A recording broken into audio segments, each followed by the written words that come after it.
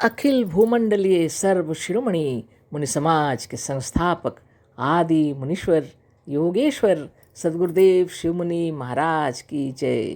उपस्थित मुनि वृंद, साधु सज्जन वृंद, संत वृंद, साधक वृंद, आध्यात्म ज्ञान के जिज्ञासुओं और प्रेमियों, सभी श्रोता वृंद, आप सबको मेरा कोटिशः नमन, सप्रेम जय जीव।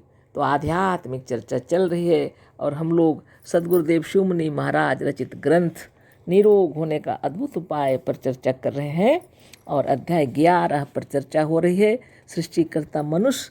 और आज हम लोग आगे पढ़ेंगे, है ना। मनुष्य किसी का सेवक या गुलाम नहीं है, वह संसार में एक सर्वोपरि पदार्थ है। इसी के समष्टि रूप को व इसी के समूह को पर ब्रह्म कहते हैं। पर ब्रह्म के लिए यह कहा जाता है कि यह किसी इंद्रिय द्वारा प्रत्यक्ष नहीं हो सकता, केवल अपने ज्ञान और हृदय द्वारा जाना जाता है। बहुत बड़ी बात है ना। तो सद्गुरुदेव कह रहे हैं मनुष्य किसी का सेवक या गुलाम नहीं है, वह संसार में एक सर्वोपरि पदार्थ है, सर्वश्रेष्ठ है मनुष्य, है ना। इसी के समष्टि रूप को व इसी के समूह को पर ब्रह्म कहते हैं। इसी के समष्टि रूप को व इसी के समूह को पर ब्रह्म कहते हैं। तो पर ब्रह्म जिसको कहते हैं उसका सदस्य हैं हम लोग स्वयं पर ब्रह्म हैं, है ना। पर ब्रह्म के लिए यह कहा जाता है यह किसी इंद्रिय द्वारा प्रत्यक्ष नहीं हो सकता। तो पर ब्रह्म के लिए यह कहा जाता है यह किसी इंद्रिय द्वारा प्रत्यक्ष नहीं हो सकता, केवल अपने ज्ञान और हृदय द्वारा जाना जाता है। लोग पर ब्रह्म ईश्वर परमेश्वर जो कुछ कहते हैं उसको किसी इंद्रिय के द्वारा जाना नहीं जा सकता, प्रत्यक्ष नहीं किया जा सकता, केवल अपने ज्ञान और हृदय द्वारा जाना जाता है। अब देखना यह है कि वह कौन सा पदार्थ है जो अपने ज्ञान और अपने हृदय से जाना जाता है, यद्यपि वह निराकार और निर्विकार है। तो सद्गुरुदेव कह रहे हैं अब देखना यह है कि वह कौन सा पदार्थ है जो अपने ज्ञान और अपने हृदय से जाना जाता है, यद्यपि वह निराकार और निर्विकार है। बहुत बड़ी बात है ना। वह दूसरा कोई नहीं हमारी आत्मा है, वह दूसरा कोई नहीं हमारी आत्मा है। तो आत्मा जब शरीर धारण करता है तब हम लोग उसको देख सकते हैं। वैसे जब वो निकलता है तो हम लोग उसको देख नहीं सकते, उसका कोई आकार दिखाई नहीं पड़ता। शरीर छोड़ करके जाते हुए कोई देख नहीं सकता, इसलिए उसको निराकार कहते हैं। और चूंकि उसमें कोई विकार नहीं है इसलिए वह निर्विकार है।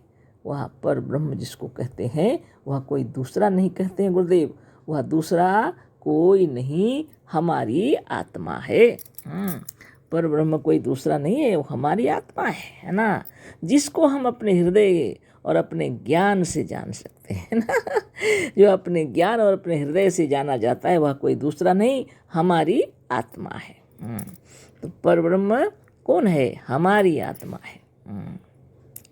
हमारी आत्मा ही ईश्वर है और इसी का समूह पर ब्रह्म है। हमारी आत्मा ही ईश्वर है और इसी का समूह पर ब्रह्म है। प्रत्येक आत्मा पर ब्रह्म का एक अंग है।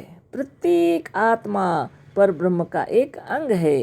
अतः अपने अंगों के प्रति पर ब्रह्म का दयालु और कृपालु होना स्वाभाविक है। और यह भी स्वाभाविक है कि वह कोई ऐसी वस्तु या पदार्थ न बनावे जो उनके अंगों के लिए हानिकारक हो।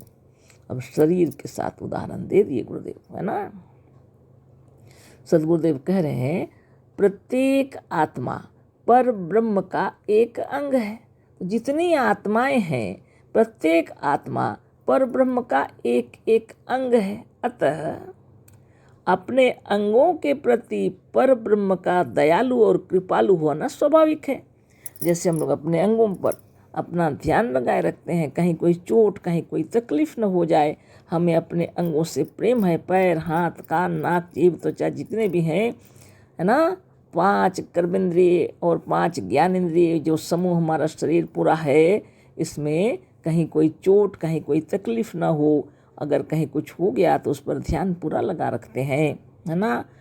जो प्रकार भी अच्छा करने की कोशिश करते हैं, डॉक्टर, वैद्य, हकीम सबको बुलाते हैं, है ना। तो सदगुरुदेव जो कह रहे हैं ये निश्चित बात है। अगर वो हमारे शरीर का एक एक अंग जिस प्रकार हम उसका ध्यान देते हैं, तो प्रत्येक आत्मा पर ब्रह्म का एक अंग है। अतः अपने अंगों के प्रति पर ब्रह्म का दयालु और कृपालु होना स्वाभाविक है। और यह भी स्वाभाविक है कि वह कोई ऐसी वस्तु या पदार्थ न बनावे जो उनके अंगों के लिए हानिकारक हो। हम लोग देख देख के चलते हैं, जूते पहन के चलते हैं, चप्पल पहन के चलते हैं, है ना। और उसके बावजूद में अगर कहीं कोई ज़रूरत हुआ तो ध्यान से चलते हैं। और हाथ पैर में कहीं तकलीफ न, पीठ में, बदन में कहीं कोई चोट या खरोंच न लग जाए, उसका ख्याल रखता है हमें हमेशा, है ना। तो हमारे शरीर का जिस प्रकार हम लोग जतन लेते हैं, स्वाभाविक है। सदगुरुदेव कह रहे हैं कि पर ब्रह्म भी ऐसी कोई वस्तु नहीं बनाएंगे जिससे उनके अंगों को कष्ट हो जाए। हम लोग अपने राहों में क्या कांटे बिछा देंगे चलने के लिए? नहीं ना। जहाँ तक हो सके हम लोग अपने शरीर की रक्षा करते हैं। वैसे ही सदगुरुदेव कह रहे हैं, पर ब्रह्म की अपार शक्ति से जो कुछ निर्मित हुआ है वह सबकी सुविधा के लिए ही होगा। कोई भी ऐसा तत्व यहाँ निर्मित नहीं हुआ है जिससे उनके अंगों को कष्ट हो जाए। मतलब प्रत्येक आत्मा पर ब्रह्म का एक एक अंग है और उसको कोई तकलीफ हो, ऐसा कभी हो ही नहीं सकता, है ना। कैसे हो सकता है? जो राजा का सेवक है वह राजा के हाथ पैर व उसके सब अंगों का सेवक है। तो राजा का जो सेवक है वो तो राजा के हाथ पैर उसके सब अंगों का सेवक होगा ना। तो ऐसी बात है। अतः प्रकृति या प्रकृति के जो नियम नियत पर ब्रह्म व सदाशिव के सेवक हैं, वह हमारे भी सेवक हैं। वह प्रत्येक मनुष्य के सेवक हैं, क्योंकि प्रत्येक मनुष्य उसका अंग है। संपूर्ण का प्रत्येक अंग संपूर्ण होता है। अतः पर ब्रह्म का प्रत्येक अंग अर्थात प्रत्येक मनुष्य पर ब्रह्म है। बहुत बड़ी बात है ना। सदगुरुदेव क्या बता रहे हैं? अब बताइए, विचार कीजिए। कहते हैं जो राजा का सेवक है वह राजा के हाथ पैर व उसके सब अंगों का सेवक है ना। अतः प्रकृति या प्रकृति के जो नियत पर ब्रह्म व सदाशिव के सेवक हैं, नियत किए हुए हैं जो प्रकृति की ओर से, वो पर ब्रह्म परमात्मा का जो कोई भी अंग है उसकी सेवा करें सबकी। तो यह जो नियत है, जैसा नियम के साथ नियत किया हुआ है, सबके लिए अच्छाई के लिए किया हुआ है। जैसे सूर्य का पूर्व में उदय होना, पश्चिम में अस्त होना, ये प्रकृति का नियम पर ब्रह्म परमात्मा ने कर रखा है। बहुत बड़ी बात है कि नहीं है? 12 घंटे का दिन और 12 घंटे की रात्रि प्रकृति का नियम है। कभी जाड़ा, कभी गर्मी, कभी बरसात, सब प्रकार के हमारे भारत में तो 6 ऋतुएं हैं, है ना। पर और ऐसी जगह है जहाँ इतनी ऋतुएं नहीं है ना। लेकिन फिर भी वहाँ लोग रहते हैं, वो अपनी जगह पर उनको अच्छा ही लगता है, अपने अपने स्थान पर। सदगुरुदेव का कहना है जो प्रकृति के नियम हैं सबके लिए सुखदायक हैं, सबको सुख प्रदान करने के लिए हैं, कोई किसी को तकलीफ देने के लिए नहीं है ना।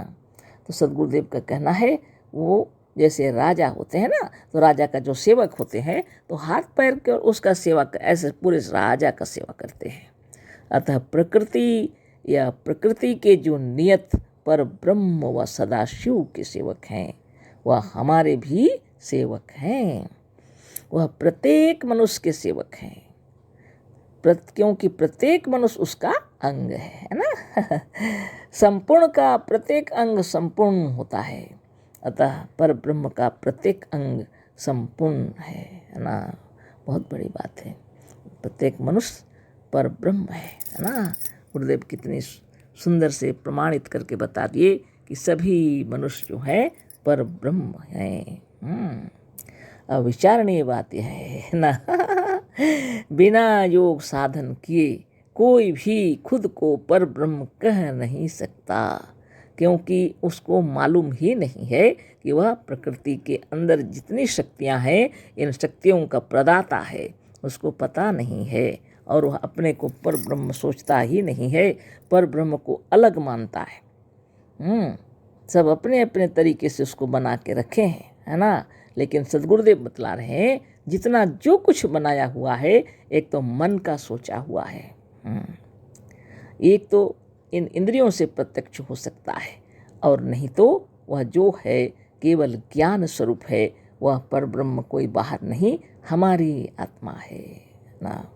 इसको तत्व से समझने के लिए जो नित्य दिन योगाभ्यास करते हैं उनको पता चल जाता है, और जो योग ध्यान तप तपोबल से अपने आप को जान लेते हैं, तब वो जब संसार को देखते हैं तो वो आश्चर्यचकित हो जाते हैं, है ना। आकाश अग्नि जल वायु और मिट्टी का यह सौंदर्य देख करके भाव विभोर हो जाते हैं। तो इसलिए योग साधन करना चाहिए, जिससे हमारा हृदय आनंद से लबालब रहेगा और प्रेम भरा हो जाएगा। तो कल फिर इसकी चर्चा होगी। अशेष धन्यवाद, कोटि सह नमन, सप्रेम जय जीव। सद्गुरुदेव शिव मुनि महाराज की जय।